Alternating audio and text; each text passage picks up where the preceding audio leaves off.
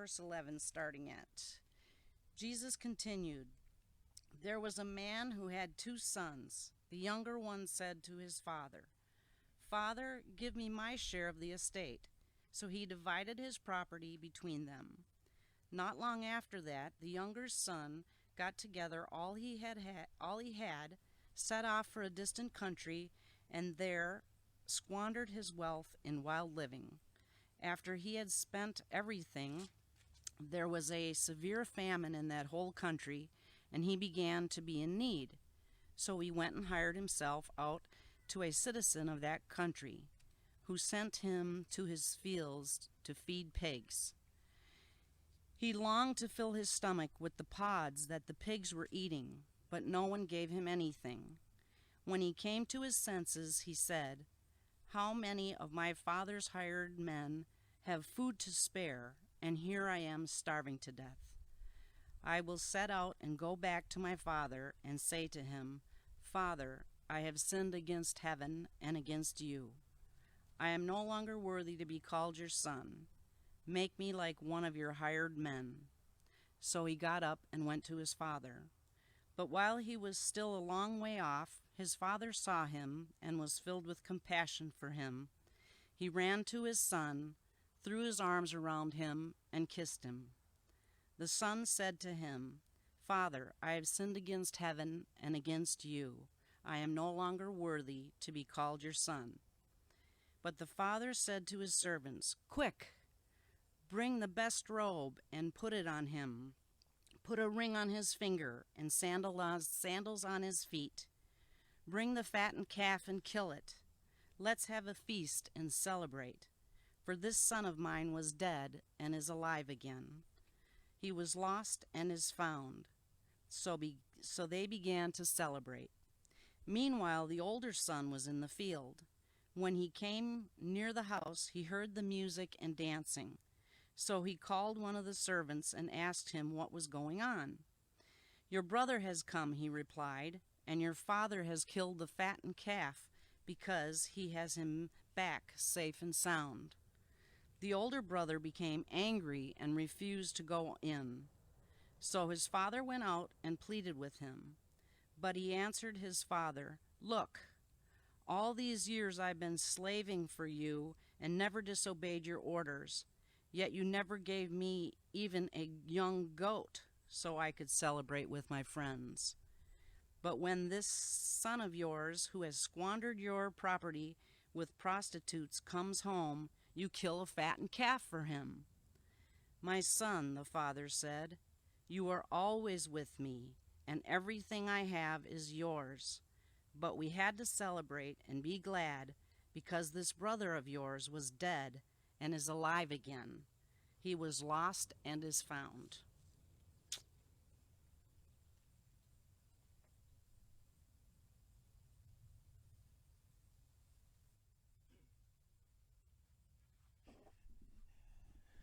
Hi, I'm Bob, a prodigal. Now, I have to tell you, that story was written in the newspaper, and of course, they got a few of the lines incorrect. I'm just saying, I've got to fill you in a little bit because you know what? It makes me look bad. I'm just saying to you, my older brother, has been a jerk since early on. And then, of course, Mom always favored him, oldest son, all that. You know, he got everything he ever wanted. Mr. Goody Two-Shoes. Always did everything right all the time. So all I get to hear is, "You should be like your brother all the time." So I just had enough of it. I was getting tired of it. So I just said, "You know what, Dad? You're dead to me." I said, "Dad, come on, give me a little bit of mine.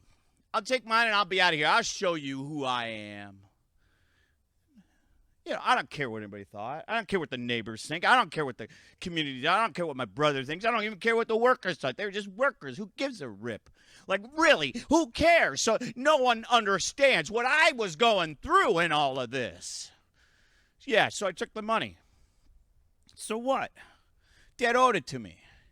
And then, of course, the story, the way they wrote it up in the paper there, it doesn't really give it the whole detail, right? It didn't tell you about all the fun I did have and all the investments if it wasn't for, my buddy who squandered that money at that party and broke all that stuff. And if it wasn't for my other friend who took everything and just, like, ran off with it. You can only afford a hotel room for so long, and everybody's trashing it, and so you got to pay some money for it. It's just part of the deal. It was all bad luck. It was bad luck that it happened to me. And of course, what the paper didn't tell you is after I ran out of all the money, because it wasn't really my fault. That's when I made the decision. Yeah, I should go home. Because Dad's a good guy. He's always a good guy. Dad's been a good guy all along. It was for my mom and my brother. And, of course, the neighbors. No one ever treated me with any respect. So there was that moment where I'm out there. If you worked as hard as I worked, if you did what I had to do out there, you'd come home too. So, yeah, I came home. And, yeah, I was practicing it the whole way home. I had to swallow a little pride, I guess. I'm walking home going, okay, when I see Dad, I'm going to say, I'm sorry, Dad. I'm sorry, Dad. I'm okay. Would you forgive me? I just want to be a servant for you. I was practicing it all the way home. Is it my fault that Dad came running? Is it my fault that Dad put the robe of the family crest on me? Is it my fault that Dad... No. I came home. I came home. Yeah. I came home.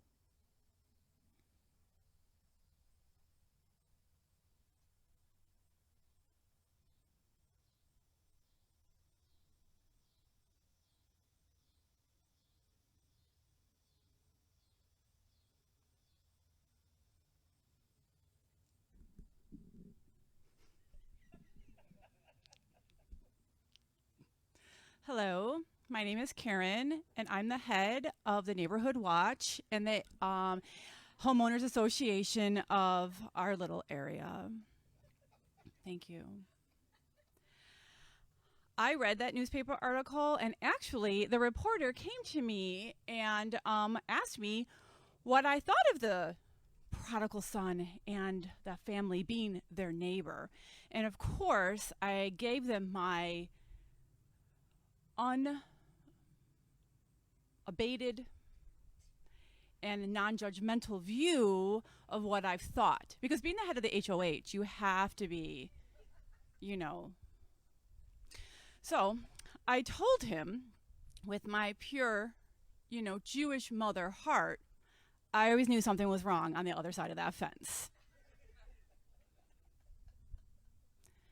The oldest son, oh my goodness, oh, what a Jewish mother's dream. I would tell my children, I wish you'd be that older child, that older son. They're so wonderful, hardworking, wonderful, just a prize in everyone's eye. But that younger one, I knew from the day he was born, he gonna be trouble. Trouble. He had that look in his eye, just look in his eye. But anyways, everyone else said it. That just wasn't me. That everyone. I told that reporter that. And so it was no surprise when he asked his father for his inheritance and left. Like, I don't know if you kind of know about this area, but when you ask for your father's inheritance before he's dead, you're basically saying, you're dead to me, give me your money. And so to do that to a father just broke my heart, had to break his heart. Once again, that poor mother. And I always knew. I told my children, don't play with that younger one. He gonna be trouble. I just saw it. And so hopefully my children listen to me. But anyways. And so when that reporter was talking to me and said, well, he left and he took the money and he spent it on investments and investments? Do you call being a illegal pharmaceutical sales representative an investment? Because I don't. And helping the ill repute and finding them shelter in a hotel room, I don't think so either. But whatever. You do you, boo. You do you. So I told the reporter, I don't really think it was poor investments. I just thought it was poor life choices. Once again, just my opinion. And then it was quiet. The town was quiet. The bad seed left. The older son worked harder, had to work harder because his younger brother left and was living a wild, wild life and spending his dad's money, and everyone was fine. Everything went back to normal. No one talked about it anymore. It just is what it was, and the bad seed left. No one really thought like maybe the bad seed was cultivated in bad soil, but we're not going to talk about that right now because as the head of the homeowners association, we do not have bad soil here. It's good. The pH level is high. We got it. We compost. No bad soil, just bad seeds. Seeds that a bird took away. But anyways, and so when he heard, then when we started to see like something in the out in the horizon, and then we saw the neighbor, poor Joe, we're going to call you Joe, started like picking up his robes, kicking off his sandal, and started running. First of all, a respectful Jewish man does not show his ankles, does not take off his shoes, and does not lift up his robe. That's just our culture. We do not do that. And then for him to be running, and then we see what he's running towards that kid, towards his son. I don't understand. Like, I don't understand. I went back into my house, and I'm like, I do not understand what the heck is going on. And then, of course, I kind of had to, like, keep an eye on things because I am the head of the homeowners. So out of the corner of my eye, I then saw the father, like, hug him and then kiss him. Like, the son is dirty. He's sinful. Like, he was next to probably prostitutes. Like, how could you even, like, I was done with that. I'm just done with that family. I told my sons, do not even go over there. Do not even look. And I told my daughters, if you marry that older one, don't even marry that older one because somehow he's contaminated by this whole thing. So I'm done. I don't care if his name is Larry. I don't care. It's a very lovely name, by the way. But I don't care. You're done. And then, to boot, they put a celebration on. Celebration. That went way into the night. That was over the rules of the association, but that's another point. A big party celebrating this. I don't understand. Like, I truly can't comprehend that they're celebrating that this son spent his money, his father's money, his inheritance, on ill repute women, drugs, alcohol, bad investments, just blowing in the wind, and you come home and you celebrate that? I can't understand that. I don't.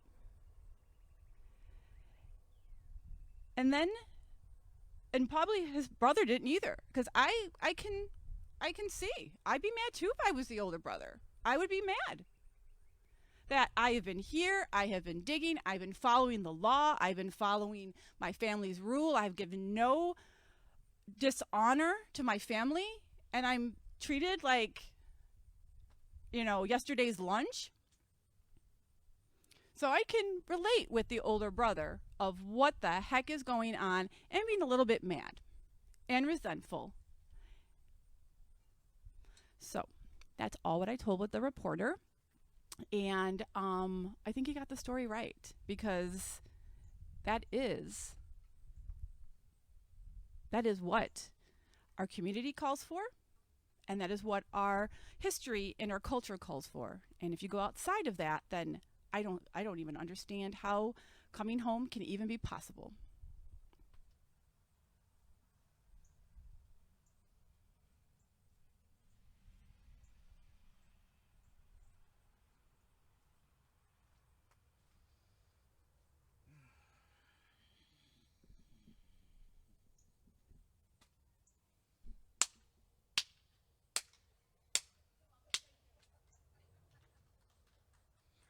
My little brother came home.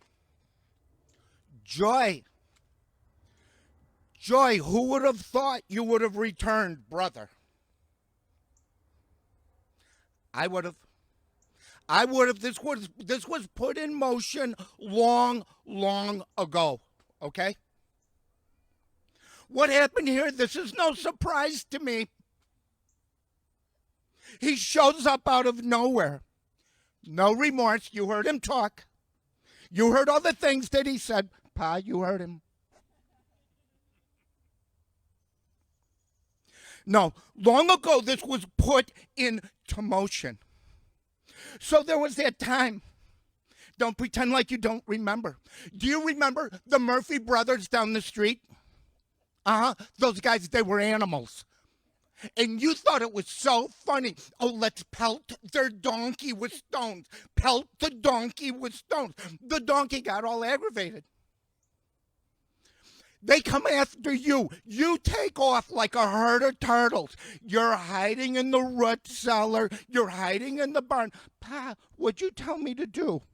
Go talk to the Murphy brothers. You're good with words. They'll listen to you. Make peace for your brother. Oh, I went. I talked to them. Boom, boom, boom. My head's swollen out to here. My lip is split open. Pa, I still got a scar right here. Can you see my scar? I suffer today as a result of that. But there's no consequence. There's never a consequence for you. Whatever the baby wants to do, the baby gets to do. Karen, you saw it with your own eyes.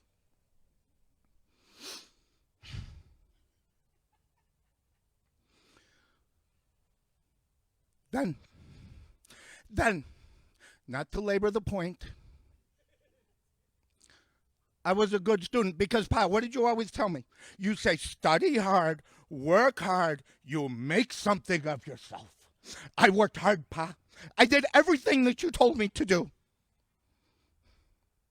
So it's a beautiful day, a day like this. I didn't want to go to school, so I didn't go to school. So what's the big deal? I take one day. I go fishing. I catch the fish, and of course, I bring it home to the family. What else would I do? You got to help provide, right? When I get home, what happens? I get a wallop on the back of the head. Pa comes to me. He says, give me the keys to the camel. I'm without transportation for a week. My social life is in shambles. Okay, maybe I deserved it. But this one, he goes off for 3 days. Nobody knows where he's at. Mother is so upset she doesn't cook for a week. I lose 3 pounds. Thank God I gained it back. But he shows up, and I figure this is going to be awesome. Pa's going to kill him, and I want a front row seat. He walks in, and what do? They sit him down. Oh, baby, what's wrong? What's wrong? Where have you been? Oh, the teachers don't understand you. It's hard for you to learn. The children don't treat you nice. I wonder why. Maybe a lack of respect. So what happens then? Okay, Larry, this is what I want you to do because you're the older brother and you're the smart one. So after you get up and you milk the cows and after you go to school and then you come home and you do your schoolwork and then you do your evening chores, I want you to spend the rest of the evening working with your brother on his schoolwork because you're the smart one. I'm the smart one, Pa. I'm doing all the work and his homework. This guy's dumb like a fox.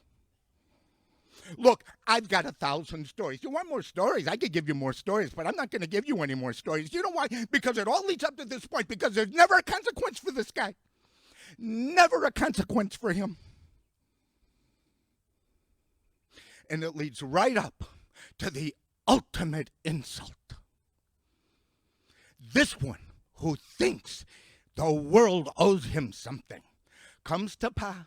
And he says, I want my inheritance. I want what is mine. It is not yours. Before your father goes to Abraham's bosom? No.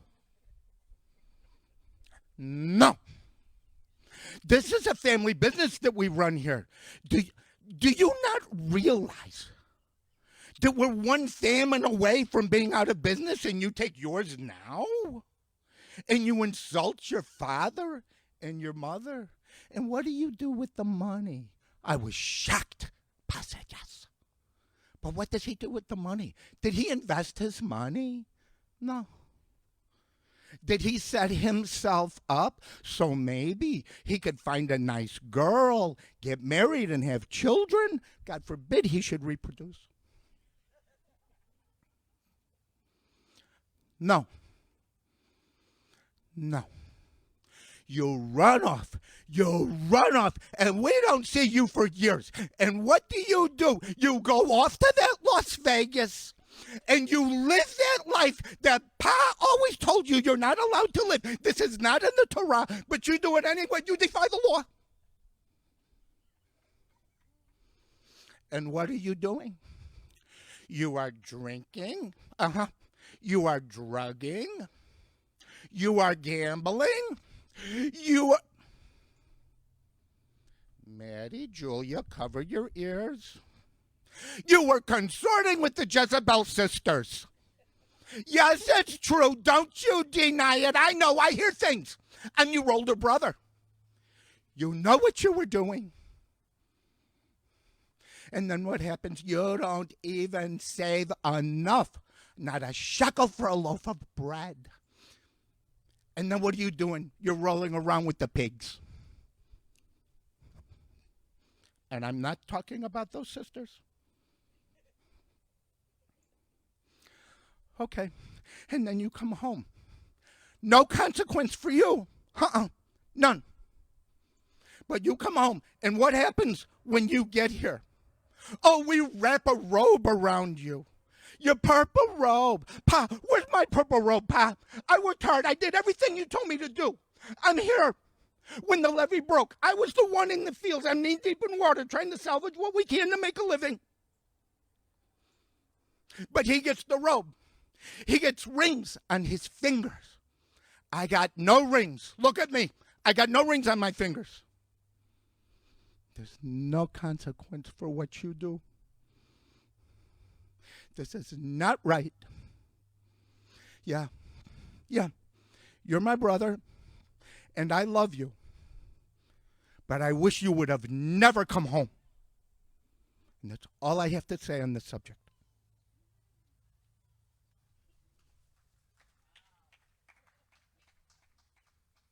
Man, we can make a movie out of all this. You know, that day reporter came to me and he asked, "How do you feel, Papa?" And I told him, "Oh man, I'm so tired of these nosy neighbors. These neighbors are not really association. There's a gossip association. I know these neighbors, they talk about going to synagogue and they say, we're going to pray, but all they do is talk about my family, my tragedy. They don't know what my heart was like. And they say, they go to synagogue for prayer. That Karen, my goodness, it's 5 years she's the association president. We need to pull her down. We need somebody who really cares for the neighbor. I think God in the Jewish law said, love your neighbor, but this Karen, man, she's a rabbi's daughter. Oh, goodness, you guys need to pray. These neighbors, they just don't leave us alone to live in peace. They don't understand what my family's facing, the struggles I'm going through. My wife had to shut herself down in the basement because they come and ask, oh, can we talk to Mrs. So-and-so? And I said, she's busy because they want to spoil her mind too. But boy, every night my heart was aching, and I know how hard Larry was working. Larry just missed the bus. Larry, I told you everything belongs to you, Larry. You just don't go to the closet to see the robes you have, Larry. Look at your closet. All the tags are still on the clothes, Larry. Everything I got. Look at the shoes, Larry. All the Godfather shoes, I got it for you. You never once swore you always liked those tennis shoes because you want to go and work. I told the reporter, I said, sometimes Larry doesn't have sense. He works like a mule, but he doesn't enjoy life. Oh, poor Larry. I said, Larry, if you just take time, look at the garage filled with new Mercedes, you got Rolls Royce, you got Tesla. You don't use it, Larry. You always like the mule. What can I do, Larry? What can I do? Look at the keys hanging in your closet. All the car keys are for you. But Larry missed it. Larry just didn't understand that everything belongs to him. Larry missed it. But I told the reporter that night, I said, friends, no one knows, no one is in my shoes. My heart was broken because I was missing my son. Every night I cried. Got up early in the morning, I kept looking for him. I kept looking for him. I kept looking for him. Got up in the morning, looked for him again. And I know neighborhoods were gossiping. Look at that guy, he's still expecting his son to come back. What a fool he is. But you know what, my friends? I'll be a fool for my son. I'll look for him because I know he's hurting. I know without me he's nothing. I know without me his life is hopeless. I hope he knows that I love him. Every day I went up. Every day I went up. And then one day, it happened. I saw him coming far out. I saw him walking. I saw the dirt on his clothes. I knew that's my son. I knew it. Somehow I could look at him and I said, yes, that's my son. And I recognized him when he was far away. Even before the gossip neighbor saw him. I saw him. And I got down and I ran. It was so hard for me to pick up my tunic, my robe, and to run because when I did that, the neighbors knew that respectful elder like me and the community, a rich man like me, doesn't do that because it's a shame for me to show my feet to the public. It's a shame in the community. But you know why? That's my son. I can take his shame. That's my son. I can take that shame. I want to take that shame. Because once the neighbors see him, they'll attack him. I better run. And I ran. And the reporter was so shocked, he stopped writing. He said, you took the shame of your son? Yes, I took the shame of my son.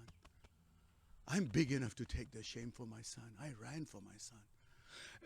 And there was a son who saw me and I saw him just kind of shivering a little bit. He thought I was running to beat him up. He really thought I was coming to kick him. And the neighbors came out. Oh, Karen and her association were out and looking at me and saying, he's going to get him. Everybody was gossiping, waiting for me to take a revenge on my son, beat him up. But I saw him and I just loved him. There was nothing in my heart about revenge, anger, but love in my heart. I embraced my son. And he was trying to tell me something, but I said, son, I don't want to listen. I'm glad you're back, and I just want to kiss you, son. And I kept kissing him. I kept kissing him. My son was trying to say something to me, but I was not interested in what he was saying. I was interested that he came back. Was he smelling? The reporter asked me, was he smelling? I said, oh my God, he was. The sweet aroma. It was sweet aroma. The neighbors were holding their stench. I mean, Karen was leading by holding this. She wanted everybody to know that how angry they were. But my heart was sweet-smelling savor. It was my son, not their son. It was my son. And I took him in my arms. I still remember how he was trying to say, Dad, I did wrong. I sinned.